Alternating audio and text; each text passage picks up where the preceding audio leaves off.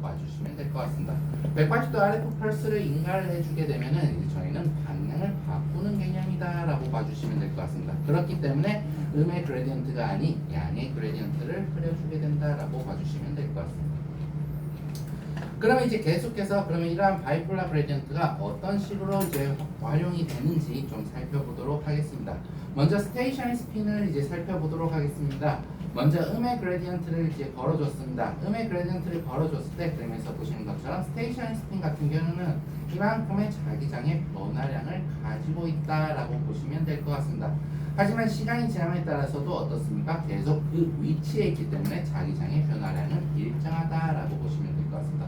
하지만 자기장의 변화량이 일정하다는 것은 결국에는 주파수 차이가 일정하다라는 이야기가 되고 시간이 지남에 따라서 어떻습니까? 선형적으로 거리차, 즉 페이드 차가 나기 시작한다라고 보시면 될 것 같습니다. 그래서 그림에서 보시는 것처럼 처음 바이폴라 그레디언트의 앞부분이 걸리게 되면은 이와 같이 페이즈가 선형적으로 증가하는 것을 확인할 수가 있다라고 봐주시면 될 것 같습니다.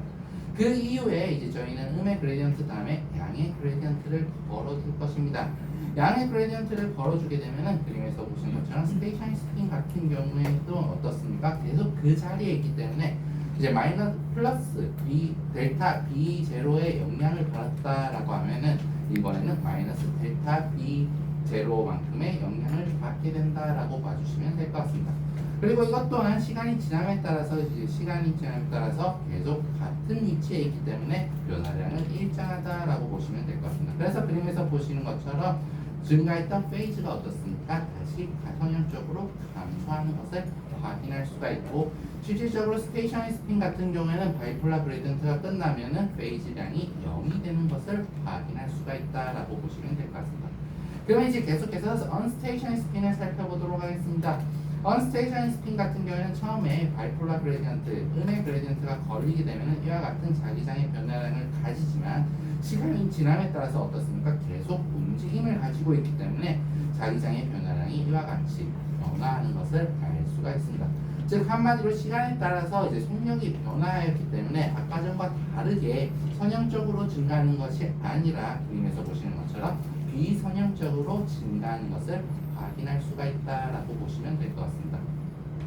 그 이후에 이제 저희는 또 바이폴라 그레디언트의 후반부 양의 그레디언트를 걸게 되면 여전히 언스테이셔너리 스핀 같은 경우에는 계속 시간에 따라서 움직이기 때문에 자기장의 변화량이 계속 변하는 것을 확인을 할 수가 있습니다. 그렇기 때문에 이번에 떨어지더라도 이제 보시는 것과 같이 이제 비선형적으로 떨어지게 되는데 여기서 조금 알아두실 부분이 언스테이셔너리 스핀 같은 경우에는 바이폴라 그레디언트가 끝나더라도 그림에서 보시는 것처럼 페이즈량이 남아있다라고 보시면 될 것 같습니다. 그래서 이런 식으로 바이폴라 그레디언트를 통해서 스테이셔너리 스핀과 언스테이셔너리 스핀을 페이즈량을 가지고 있느냐 가지고 있지 않느냐로 분리를 하게 된다라고 봐주시면 될 것 같습니다. 그럼 이제 앞서 말씀드렸던 것처럼 바이폴라 그레디언트를 통해서 이제 페이즈량을 가지고 있느냐 안 가지고 있느냐에 따라서 스테이셔너리와 언스테이셔너리로 분리를 했습니다. 그러면 이렇게 페이즈량을 가지고 있냐 아니냐를 따져서 이제 이것이 영상으로 어떻게 나오는지에 대해서 조금 설명을 드리게 되면은 저희가 페이즈를 가지고 있다라는 것은 그 한마디로 저희가 트랜스버스 마그네타이션이 감소했다라는 이야기와 똑같습니다. 즉 횡축 자아가 감소했다라는 말은 결국엔 이것이 시그널 인텐시티가 감소했다라는 이야기와 똑같다라고 보시면 될 것 같습니다. 그래서 언스테이셔너리 스핀 같은 경우는 일반적으로 바이폴라 그레디언트를 인가하고 찍게 되면은 조금 시그널 인텐시티가 떨어져서 보이게 되는 것이 그 특징으로 하고 있다라고 봐주시면 될 것 같습니다. 그러면 이런 식으로 해가지고 스테이셔너리 스핀과 언스테이셔너리 스핀을 나눴었습니다. 그러면 이렇게 언스테이셔너리 스핀이 이제 정말 디퓨전에 의해서 이러한 움직임을 가지는지 이제 확인을 해야 된다라고 봐주시면 될 것 같습니다. 그래서 나오는 공식이 바로 이 공식이다라고 봐주시면 될 것 같습니다. 이것은 무엇이냐? S 같은 경우에는 바이폴라 그레디언트를 걸어서 획득한 저희의 영상이라고 봐주시면 될 것 같고 S0 같은 경우에는 저희 바이폴라 그레디언트를 걸지 않고 획득한 영상이다라고 봐주시면 될 것 같습니다. 그리고 이 B B 같은 경우에는 아시는 것과 같이 B밸류라고 이야기를 하고 있으며 D 같은 경우는 이제 저희가 궁극적으로 얻고자 하는 어페런트 디퓨전 코에피션트의 맵이다라고 봐주시면 될 것 같습니다. 그럼 이것에 대해서 조금 더 살펴보기 위해서 먼저 B밸류에 대해서 조금 설명을 드려보도록 하겠습니다. 앞서 말씀드렸던 바이폴라 그레디언트는 그림에서 보시는 것처럼 rectangular, sinusoidal, trapezoidal 이와 같은 여러 가지 모양을 가지고 있다라고 보시면 될 것 같습니다. 그럼 이러한 B밸류는 어떻게 결정이 되느냐라고 했을 때 앞서 보셨던 것과 같이 바이폴라의 그레디언트의 모양 혹은 지속 시간 그 다음에 크기에 따라서 B밸류가 결정이 된다라고 봐주시면 될 것 같습니다. 그러면 이렇게 들었을 때 도대체 B밸류가 어떤 역할을 하는지 조금 감이 안 오실 것 같습니다. 그래서 조금 더 쉽게 말씀을 드리면은 B밸류 같은 경우에는 시스템적으로 확산의 효과를 얼만큼 적용할 것이냐라고 이제 얘기를 하는 것이 바로 B밸류다라고 이야기를 하고 있습니다. 즉 한마디로 B밸류를 증가를 시키게 되면은 이제 시스템적으로 디퓨전의 효과를 크게 만드는 것이다라고 보시면 될 것 같고 B밸류를 낮추게 되면은 디퓨전의 효과를 조금 상대적으로 시스템으로 약하게 주는 것이다라고 봐주시면 될 것 같습니다. 그래서 이것을 조금 더 쉽게 이해하시기 위해서 제가 좀 하나의 예시를 조금 가지고 왔다라고 보시면 될 것 같습니다. 티슈 A와 티슈 B가 있습니다. 티슈 A와 티슈 B를 바라봤을 때 티슈 A와 티슈 B가 내재적으로 디퓨전이 크다, 차이가 컸다, 두 조직 간의 차이가 컸다라고 했을 때 저희가 시스템적으로 이제 약간의 작은 디퓨전의 효과를 걸기 위해서 작은 B밸류를 설정을 했다라고 하면은 조직 간의 이제 디퓨전의 크기가 크기 때문에 작은 B밸류를 걸더라도 보시는 것과 같이 영상의 컨트라스트가 차이가 나기 시작을 한다라고 보시면 될 것 같습니다. 하지만 반대로 티슈 A와 티슈 B가 이제 조직 내재적으로 디퓨전의 효과가 큰 차이가 없었다라고 했을 때 저희가 시스템적으로 작은 디퓨전을 걸게 되면 어떻습니까? 컨트라스트가 이제 보시는 것처럼 크게 차이가 나지 않는 것을 확인할 수가 있다라고 보시면 될 것 같습니다. 그래서 이러한 이유로 이제 이 디퓨전의 효과를 조금 더 크게 내기 위해서 저희는 시스템적으로 조금 더 강한 디퓨전의 효과를 걸기 위해서 조금 높은 B밸류를 걸게 된다라고 봐주시면 될 것 같습니다. 그랬을 때 이제 걸게 되면은 그림에서 보시는 것처럼 이와 같이 컨트라스트가 이제 비슷한 디퓨전의 효과가 있음에도 불구하고 영상적으로는 이와 같이 컨트라스트가 나타나게 될 수가 있다라고 봐주시면 될 것 같습니다. 그럼 이제 계속해서 디퓨전을 얻는 과정에 대해서 말씀을 드려보도록 하겠습니다. 디퓨전은 이제 최소 4장의 영상을 얻어야 된다라고 봐주시면 될 것 같습니다. 먼저 이제 보시는 것과 같이 바이폴라 그레디언트를 걸지 않은 영상을 하나 얻어야 되고 그 이후에 이제 각각의 X축, Y축, Z축으로 각각의 바이폴라를 적어도 한 번씩 걸어서 이제 저희가 영상을 획득을 해야 된다라고 보시면 될 것 같습니다. 그래서 이로 인해서 이제 거의 대부분 알고 계시겠지만 디퓨전이 있다라고 하면 스캔 타임이 늘어나는 것을 확인하실 수가 있습니다. 그래서 이러한 이유 때문에 이제 디퓨전이 조금 상대적으로 오래 걸린다라고 조금 이해해 주시면 될 것 같습니다. 그럼 이제 계속해서 이제 조금 설명을 드리게 되면은 앞서 이제 저희가 이제 디퓨전의 바이폴라 그레디언트를 각 축으로 하나씩 걸어서 영상을 하나씩 얻었었습니다. 그러면 이제 각 축별로 저희가 디퓨전을 확인을 해야 될까요? 라는 생각을 하실 수가 있습니다. 그렇지 않고 이 영상을 저희는 하나로 합치게 된다라고 보시면 될 것 같습니다. 어떻게 합치냐? X축, Y축, Z축으로 바이폴라를 걸어서 얻은 영상을 전부 다 곱해서 세제곱근을 하게 된다라고 봐주시면 될 것 같습니다. 왜 이러한 수식을 따르느냐라고 했을 때 앞서 제가 보여드렸던 디퓨전의 공식을 이제 그대로 적용을 하게 되면은 보시는 것처럼 저희가 궁극적으로 얻고자 하는 어페런트 디퓨전 코에피션트의 값이 전부 다 각 축으로 더해져서 평균화되는 것이 확인을 할 수가 있다라고 보시면 될 것 같습니다. 그로 인해서 이제 각 축으로 얻은 영상을 전부 다 곱해서 세제곱근을 하게 된다라고 봐주시면 될 것 같고 이렇게 얻은 것을 이제 이렇게 만든 영상을 이제 거의 대부분 저희가 디퓨전 웨이티드 이미지라고 하고 또 다른 말로는 트레이스 이미지다라고 이야기를 하고 있습니다. 그 이후에 이제 저희는 궁극적으로 ADC를 얻기를 원합니다. ADC를 얻기 위해서 저희는 수식을 좀 정리를 하게 되면은 이와 같이 정리가 되는 것을 확인을 할 수가 있는데 b-value 같은 경우에는 어떻습니까? 저희가 설정한 것입니다. 그렇기 때문에 알고 있는 값이고 S0 같은 경우에는 바이폴라 그레디언트를 걸지 않아서 얻은 거기 때문에 알고 있습니다. 그리고 이거 같은 경우에는 저희가 아까 전에 획득해서 만든 영상이 되는 것이므로 저희가 ADC를 구할 수 있게 된다라고 보시면 될 것 같습니다.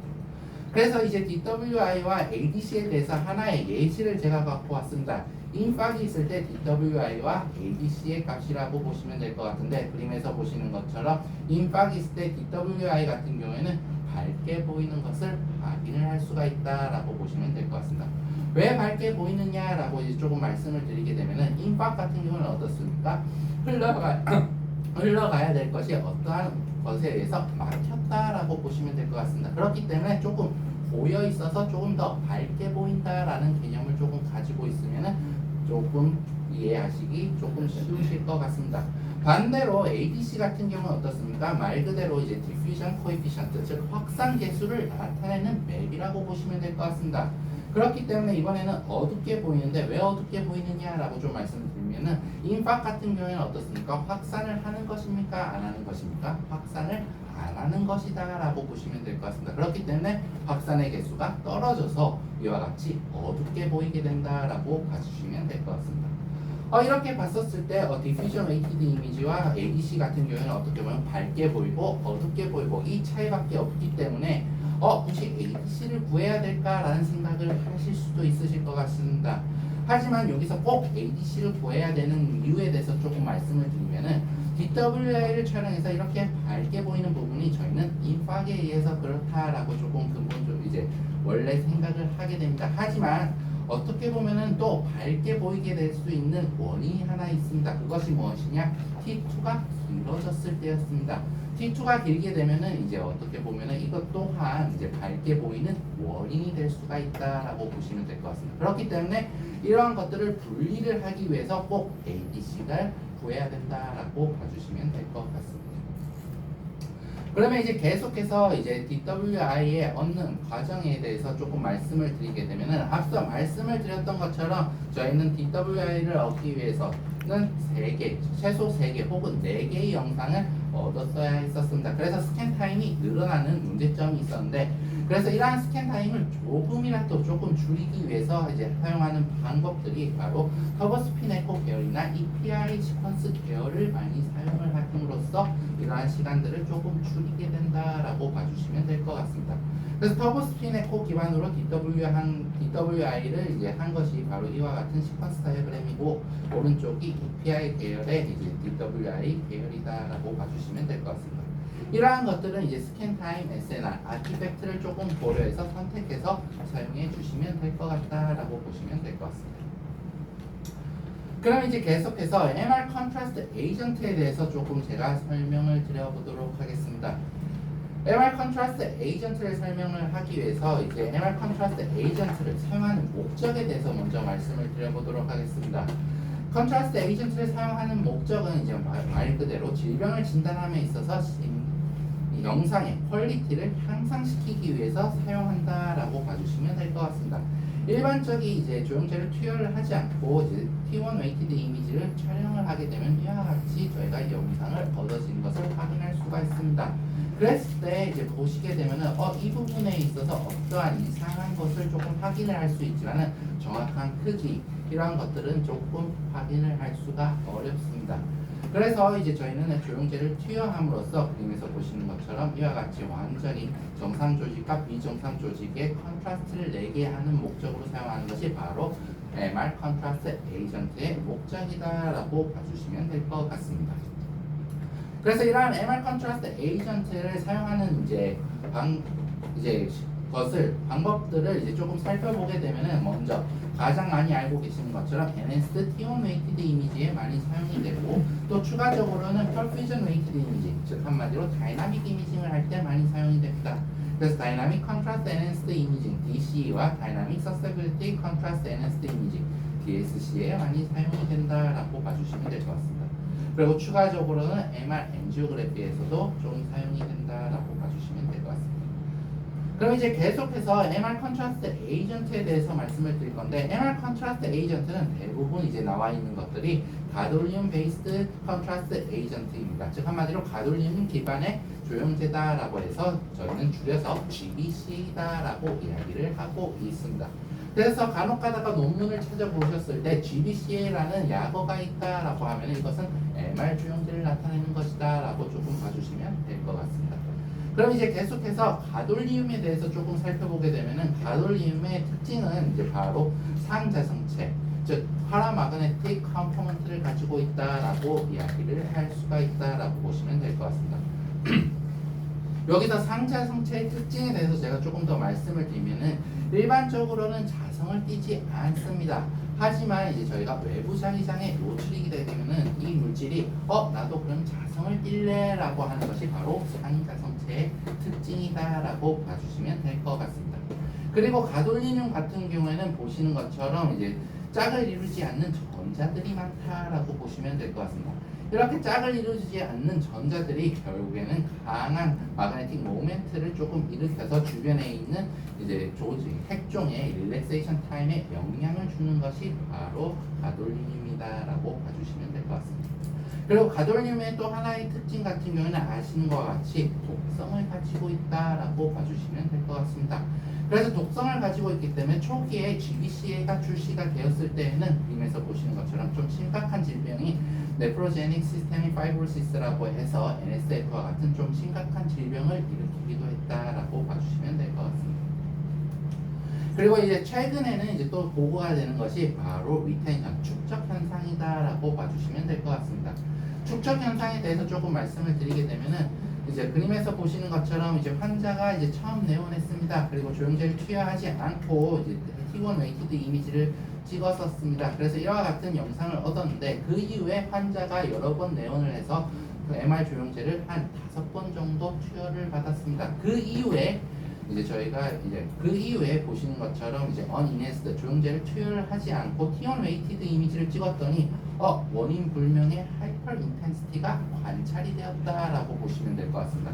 그래서 이것을 원인을 추적을 하다 보니 가돌륨이 신장을 통해서 배출이 됐어야 되는데 배출이 되지 않고 이제 뇌 쪽에 침착이 됨으로 해서 이와 같은 하이퍼 인텐시티가 관찰이 되었다라는 이야기가 나오게 되었다라고 봐주시면 될 것 같습니다. 그래서 이러한 가돌리움 베이스드 조형제 이제 컨트라스트 에이전트 GBCA 같은 경우에는 앞서 말씀드렸던 독성도 있고 축적 현상도 있습니다. 그래서 이제 조금 중요해진 것이 바로 이 가돌리움을 구성하고 있는 분자 구조가 아주 중요해지기 시작했다라고 봐주시면 될 것 같습니다.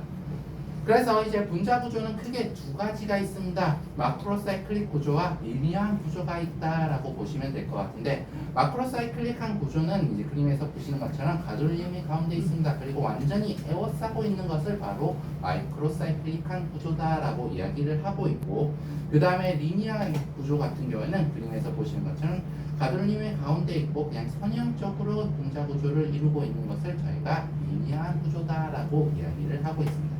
이렇게 봤었을 때 가돌리움이 어떤 것이 조금 더 쉽게 해리가 되겠습니까? 보시는 것, 그림에서 보시는 것과 같이 조금 좀 추측을 할 수 있는 것이 이와 같이 선형적으로 있는 것이 조금 더 해리가 되기 쉬울 것 같습니다. 그래서 통계에서는 거의 대부분 한 가지 정도만 알고 계신 걸로 알고 있습니다. 그 대표적인 것이 바로 T1 릴렉세이션 타임을 줄이는 것이다 라고 이제 생각을 하실 수가 있는데 실질적으로 조영제 같은 경우에는 T1 릴렉세이션 타임도 줄이고 T2 릴렉세이션 타임도 줄이는데 그 목적이 있다라고 봐주시면 될 것 같습니다.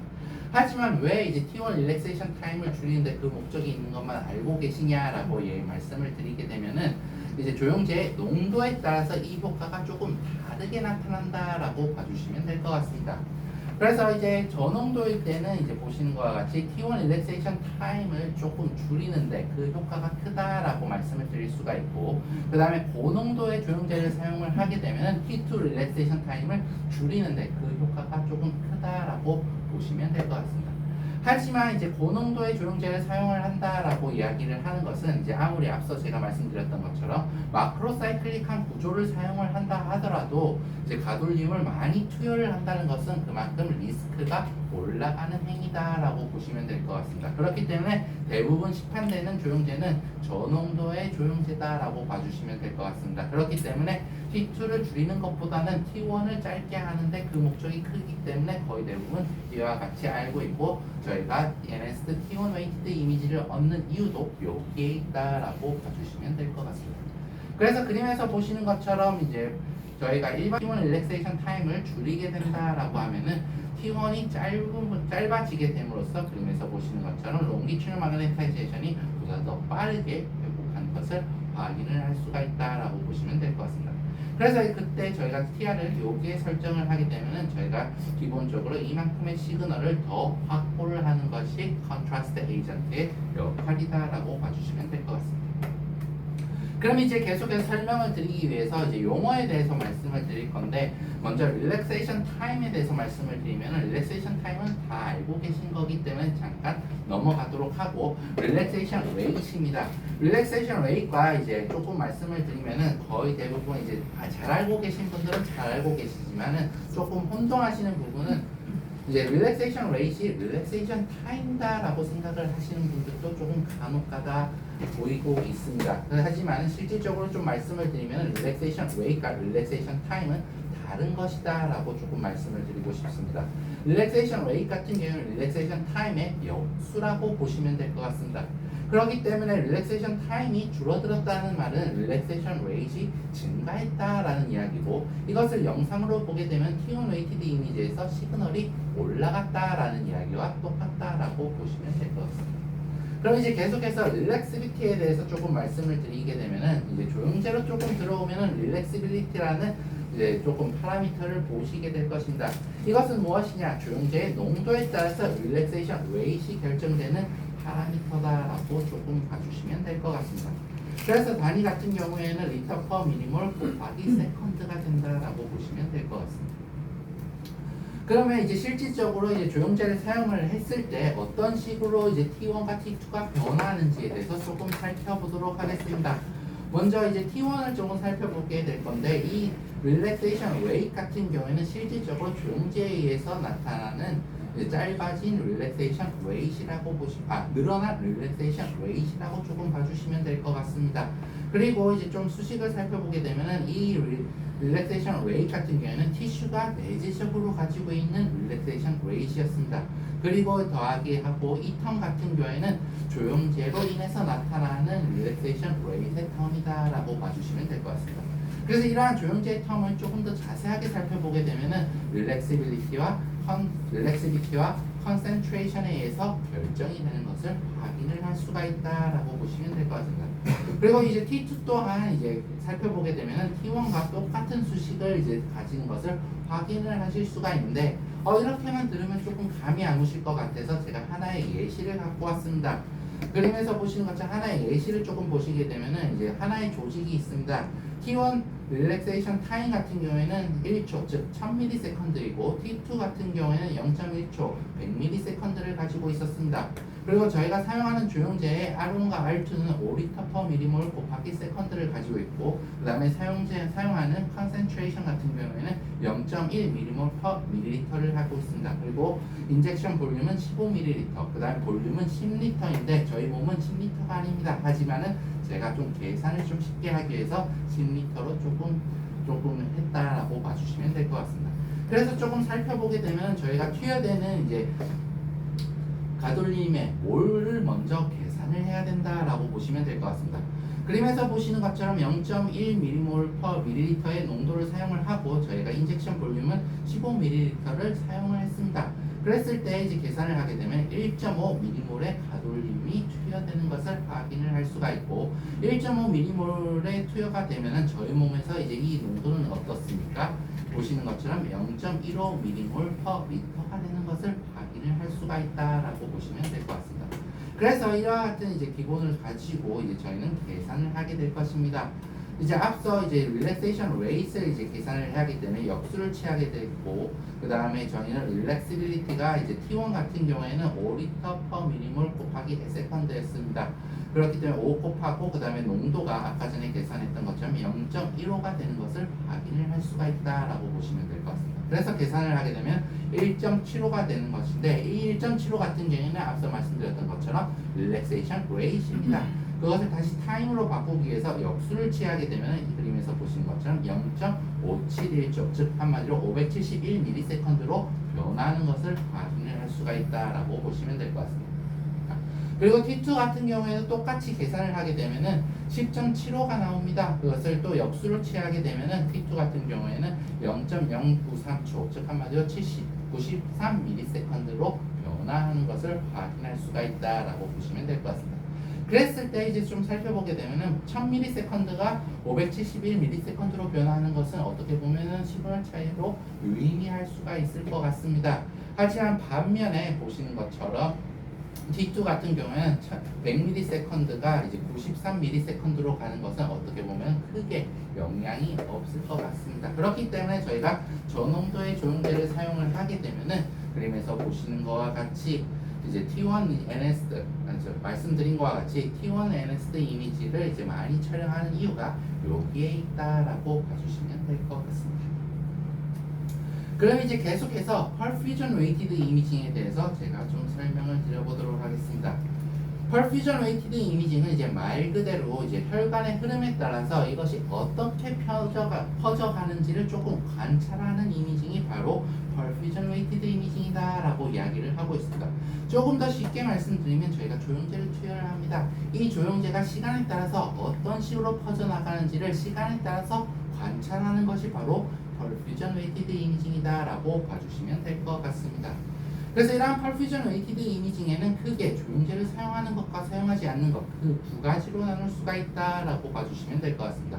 그래서 조영제를 사용하는 방법에는 이제 보시는 것처럼 Dynamic Contrast Enhanced Imaging이라 해서 DC 방법이 있고 Dynamic Susceptibility Contrast Enhanced Imaging이라고 해서 DSC 이미징이 있다라고 보시면 될 것 같습니다.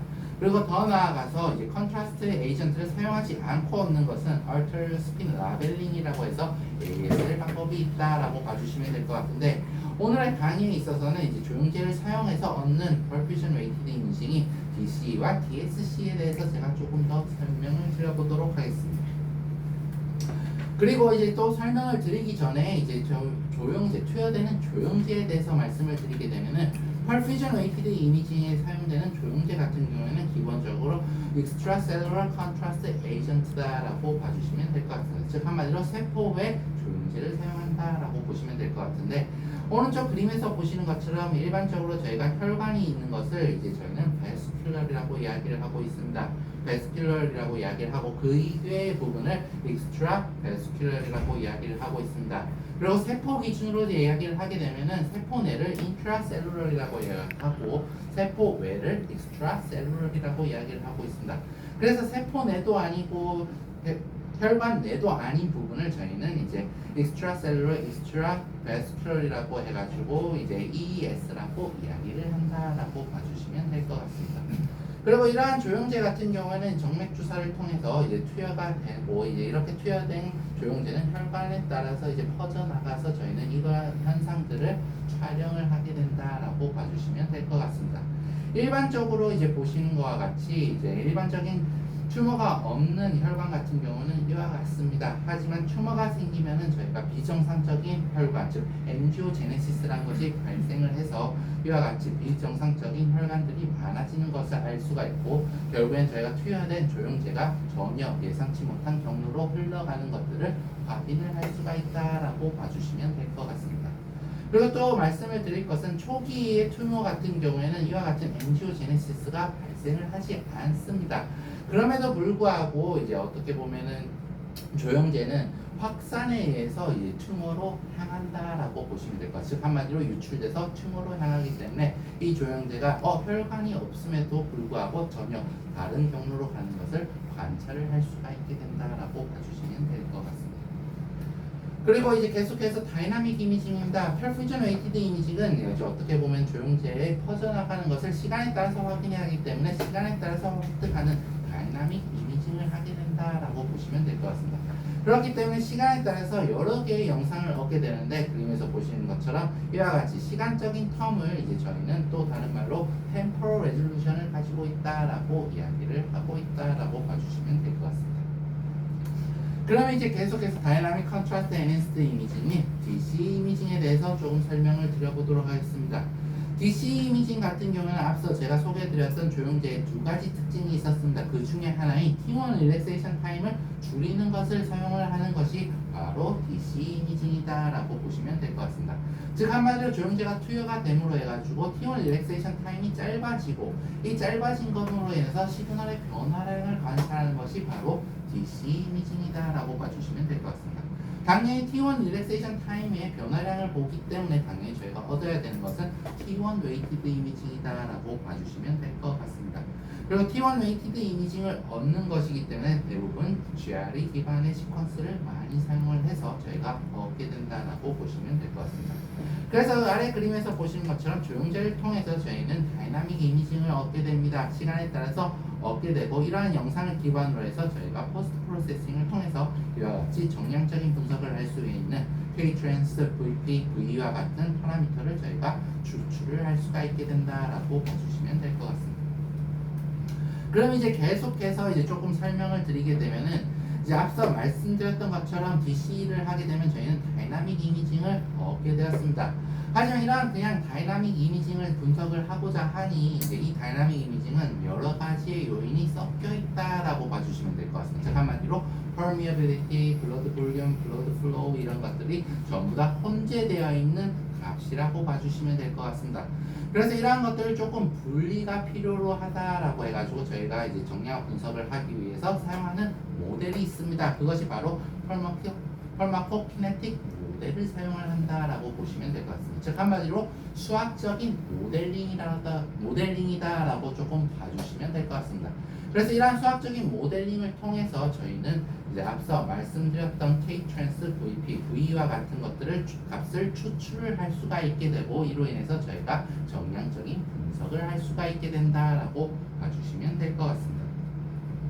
그리고 추가적으로 펄마코키네틱 모델에 의해서 이제 또 수학적인 모델링을 통해서 저희가 추출을 한다라고 말씀드렸는데 여기서 추가적으로 또 들어가는 모델이 하나 있습니다. 그것이 무엇이냐? Ulterior Input Function이다라고 봐주시면 될 것 같습니다. 여기서 Ulterior Input Function은 무엇이냐라고 했을 때 저희가 조영제를 투여했을 때 조영제의 농도가 어떤 시간에 따라서 어떤 식으로 일반적으로 변하는지를 나타낸 이제 수학적인 모델링을 저희가 Ulterior Input Function이다라고 이야기를 하고 있습니다. 그래서 저희가 얻은 다이나믹 이미지, 얼터리 인풋 펑션, 그 다음에 펄마코키네틱 모델을 조합을 해서 아까 전에 정량적인 분석의 파라미터들을 전부 다 뽑아낸다라고 봐주시면 될 것 같습니다. 그래서 DC 같은 경우에는 대부분 펄마코키네틱 모델로 대부분 사용하는 것이 터프드 모델이라는 것을 확인을 할 수가 있습니다. 그래서 아래의 수식에서 보시는 것처럼 터프드 모델의 수식은 이와 같다라고 보시면 될 것 같고 나중에 Ulterior Input Function과 그 다음에 이러한 터프드 모델을 이용해서 이제 저희가 얻은 다이나믹 이미지와 전부 다 피팅 작업을 하게 됩니다. 그래서 이와 같이 K-트랜스, VP, V와 같은 파라미터를 뽑게 된다라고 봐주시면 될 것 같습니다. 그러면 이제 또 말씀을 드릴 부분이 바로 K-트랜스, Transfer Constant라는 특이한 파라미터다라고 봐주시면 될 것 같습니다. 어떻게 보면 이제 DC를 말씀을 드리면서 K-트랜스라는 것의 파라미터를 제가 좀 설명을 드렸습니다. K-트랜스는 이제 어떻게 보면 조금 생소한 이제 파라미터라고 보시면 될 것 같은데 조금 설명을 드리면은 이제 가돌리움이 이제 조영제에 투여된 가돌리움이 블러드 플라즈마에서 ES로 얼만큼 유출되는 것을 조금 나타내는 지표다라고 봐주시면 될 것 같습니다. 그래서 이러한 K-트랜스는 어떻게 결정이 되느냐라고 했을 때 플라스마 블러드 플로우, 베스큘러 퍼미어빌리티, 그 다음에 캐피러리 서페이스 이러한 것들이 전부 다 혼재되어서 결정이 되는 것이다 라고 보시면 될 것 같습니다. 간혹 가다가 K-트랜스가 퍼미어빌리티다 라고 얘기를 하시는 분들이 계시는데 보시는 것과 같이 K-트랜스는 이 세 가지의 요인에 의해서 결정이 된다라고 보시면 될 것 같습니다. 그렇기 때문에 K-트랜스가 permeability다라고 하는 것은 조금 옳지 않다라고 봐주시면 될 것 같습니다. 그러면 이제 또 생각을 하실 부분이 K-트랜스가 이 세 가지의 요인에 의해서 결정되는 것은 확인을 하셨습니다. 그러면 터프드 모델 말고 조금 더 복잡한 모델을 사용을 해서 블러드 플로우, 이제 서페이스, 퍼미어빌리티를 전부 다 분리하면 되지 않을까라는 생각을 하실 수가 있으십니다. 그랬을 때 조금 더 복잡한 모델을 사용하면 블러드 플로우까지는 또 분리가 됩니다. 하지만 이제 앞서 말씀드렸던 permeability와 surface는 분리를 하지 못하는데 그 이유에 대해서 조금 말씀을 드리면은 여기에 그림을 조금 살펴보도록 하겠습니다. 블러드 플로우가 두 경우 전부 다 똑같다라고 해서 이제 좀 살펴보게 되면은 한 경우 같은 경우는 permeability가 낮고 하나는 이제 surface가 크다라고 보겠습니다. 그랬을 때 가돌림에 유출되는 양은 이와 같았습니다.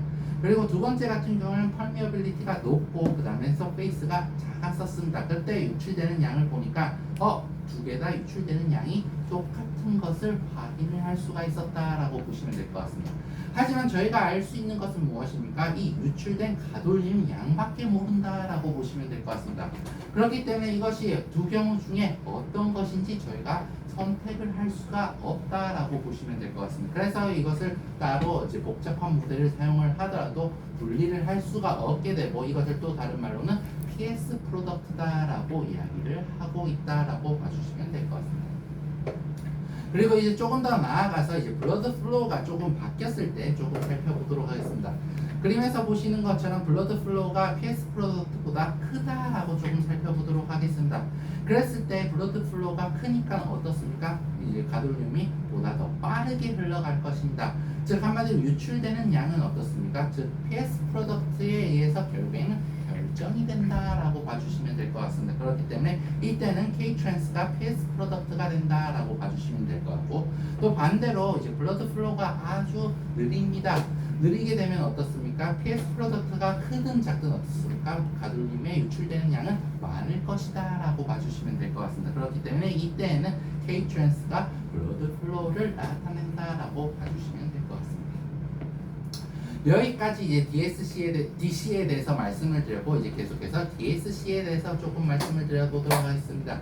DSC 같은 경우는 앞서 말씀드렸던 조형제의 또 다른 특징 중에 하나인 T2 릴렉세이션 타임을 짧게 하는 것이다 라고 보시면 될 것 같습니다. 즉 한마디로 T2 릴렉세이션 타임을 짧게 함으로써 시그널의 변화량을 가짐으로 해서 저희가 이제 변화량을 측정하는 것이 바로 DSC 이미징이다 라고 봐주시면 될 것 같습니다. 당연히 T2 릴렉세이션 타임의 변화량을 보는 것이기 때문에 T2 웨이티드 이미지를 얻어야 된다 라고 봐주시면 될 것 같습니다. 그래서 그림에서 보시는 것처럼 이제 일반적으로 조형제를 투여하기 전에는 이와 같이 시그널이 있었던 것을 알 수가 있습니다. 그리고 투여되고 저희가 원하는 위치에 도착을 하게 되면은 T2 릴렉세이션 타임을 짧게 함으로써 시그널이 드랍되는 것을 확인할 수가 있고 그 다음 조형제가 흘러가게 된 후에는 다시 시그널이 회복하는 것을 확인할 수가 있다고 보시면 될 것 같습니다. 기본적으로 DSC 이미징 같은 경우는 T2 웨이티드 이미징을 얻어야 되는데 알고 계신 것과 같이 T2 웨이티드 이미징은 스캔 타임이 아주 길다라고 봐주시면 될 것 같습니다. 스캔 타임이 김에도 불구하고 저희는 다이나믹 이미징을 해야 되기 때문에 조금이라도 템포럴 레졸루션을 확보하기 위해서 대부분 EPI 계열의 시퀀스를 사용을 하거나 싱글샷 기반을 사용을 하게 된다라고 봐주시면 될 것 같습니다. 그럼 이러한 DSC 이미징을 통해서 저희가 얻을 수 있는 것이 무엇이냐라고 했을 때 먼저 플로우 릴레이티드 파라미터를 알 수가 있다라고 봐주시면 될 것 같습니다. 먼저 플로우 릴레이티드 파라미터를 보시게 되면 조형제를 투여를 하고 저희가 보고자 하는 위치에까지 도달하는 시간을 저희가 알 수가 있게 된다라고 보시면 될 것 같고 그 이후에 조형제의 농도가 최대가 된 TTP라고 해서 Time to Peak Contrast Concentration을 알 수가 있다라고 보시면 될 것 같습니다.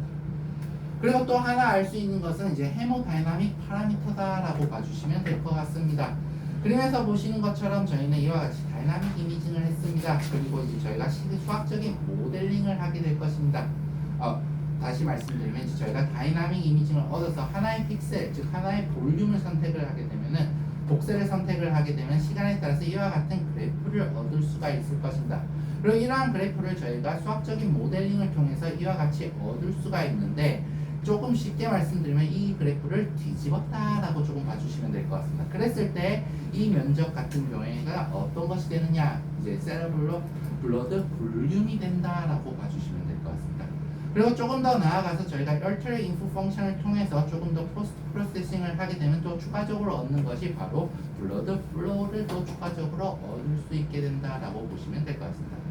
그러면 이제 블러드 볼륨, 블러드 플로우를 얻을 수가 있었습니다. 조금 더 간단하게 말씀을 드리면은 거리와 속력을 이제 저희가 구했습니다. 그럼 저희가 추가적으로 또 얻을 수 있는 것을 하나 더 알고 있습니다. 그것이 무엇이냐? 시간이라고 보시면 될 것 같습니다. 그래서 추가적으로 mean transit time이라 해서 entity 또한 저희가 얻을 수가 있게 된다라고 봐주시면 될 것 같습니다. 네, 여기까지 오늘 제가 준비한 강의 내용이었고, 이제 오늘의 강의를 조금 요약 정리를 해보도록 하겠습니다. 먼저 디퓨전 웨이티드 이미징에 대해서 설명을 드렸습니다. 설명을 드리기 위해서 스테이셔너리 스핀과 언스테이셔너리 스핀에 대해서 말씀드렸고, 이것을 분리하기 위해서 바이폴라 그레디언트가 필요하다라고 말씀드렸습니다. 그리고 그 이외에 트레스 이미지와 이제 저희가 궁극적으로 얻고자 하는 어퍼런트 디퓨전 코에피션트인 ADC에 대해서 설명을 드렸습니다.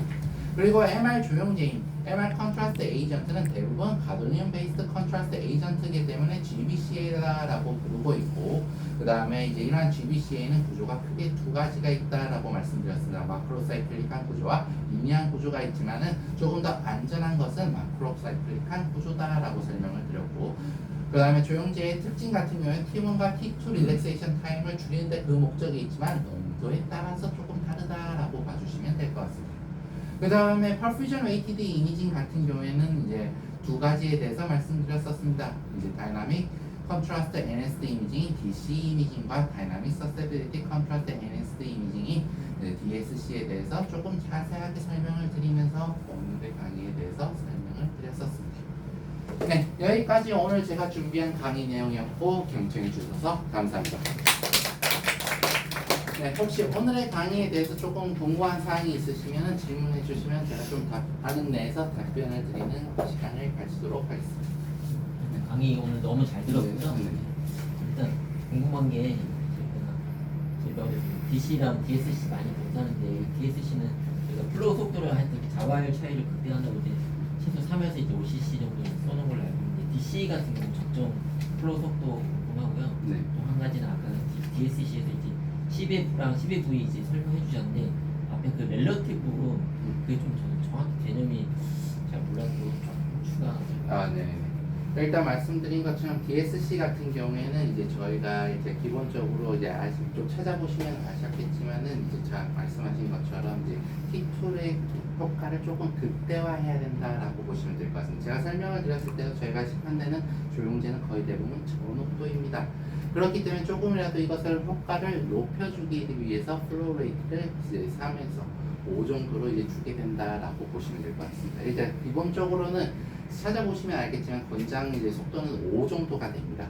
5 정도가 되지만 실질적으로 사용을 하실 때는 이제 아무래도 이제 걱정되시는 부분들이 이제 거의 대부분 환자들이 이제 아파서 오시는 분이기 때문에 혈관들이 많이 약하셔서 이제 터지는 문제가 생기실까봐 이제 플로우 레이트를 지금 조금 낮추시는데 그래서 이제 어떻게 보면 이제 조금 타협을 보셔가지고 한 3에서 4 정도 사용을 하시는 것이 조금 좋다라고 보시면 될 것 같고 DC 같은 경우는 일반적으로 사용하시는 한 2 정도로 사용을 하셔도 이제 딱히 문제가 되지 않는다라고 보시면 될 것 같습니다. 그리고 앞서 이제 또 추가로 말씀해 주신 부분이 이제 relative라고 보시면 될 것 같습니다. relative 같은 경우에는 결국에는 이제 상대적인 것이다라고 보시면 될 것 같은데 이 상대적이라는 것은 이제 결국에는 환자들마다 이제 측정하는 것이 조금 다릅니다. 그렇기 때문에 이제 기준이 되는 것이 조금씩 전부 다 다르기 때문에 이 기준으로 이제 봤었을 때 상대적으로 볼륨이 이 정도더라라고 이제 조금 나오게 되는 것이라고 보시면 될 것 같습니다. 즉 한마디로 절대적으로 이 값이 볼륨이야라고 할 수가 없기 때문에 저희가 relative라는 단어를 조금 넣는 이유가 있다라고 봐주시면 될 것 같습니다. 그래서 이제 수치가 이제 절대적인 볼륨이 아니라 이 환자는 상대적으로 이제 봤을 때 이러한 볼륨을 가지고 이 환자 같은 경우는 이러한 볼륨을 가지더라라고 조금 봐주셔야 될 것 같습니다. 네, 혹시 추가적으로 또 질문이 있으시면 이제 아까 궁금한 게 이게 해결이 됐는데요. 어쨌든 저농도 조영제를 사용을 하는데 네. 이제 T2 그 효과를 극대화하기 위해서 플로우 레이트를 올려서 그거를 보상을 하는 개념이라고 하셨는데 네. 그럼 볼륨은 상관이 없나요?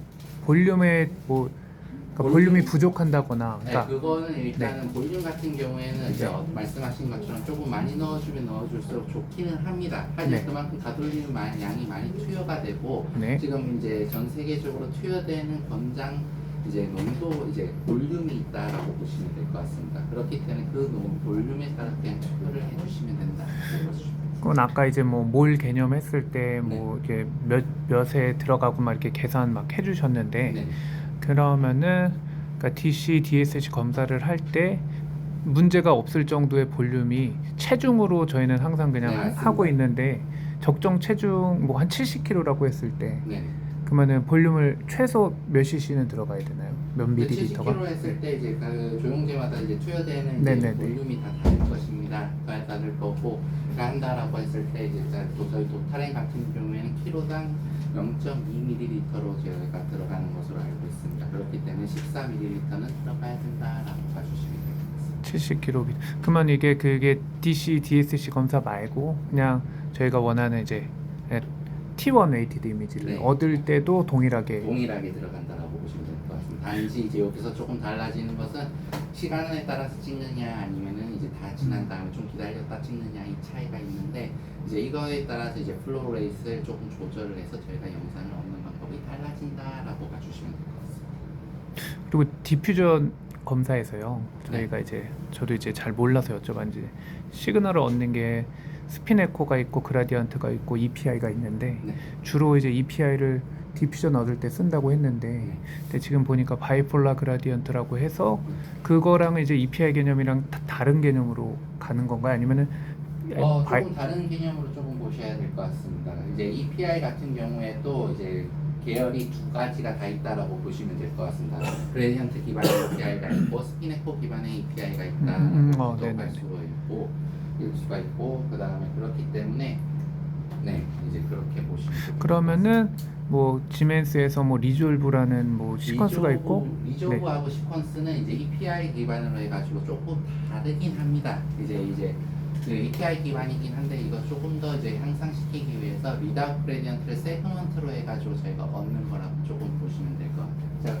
제가 설명을 위해서 일단 되게 기본적인 거에 대해서 설명을 드렸는데 리조브는 여기서 조금 더 한 단계 조금 업그레이드된 테크닉이다라고 조금 봐주시면 될 것 같습니다. 그럼 바이폴라를 한 그라디언트 EPI 계열이라고만 이해하면 네, 되나요? 그렇게 이제 조금 이해를 해주셔도 될 것 같습니다. 알겠습니다. 혹시 또 추가적으로 질문이 있으신가요?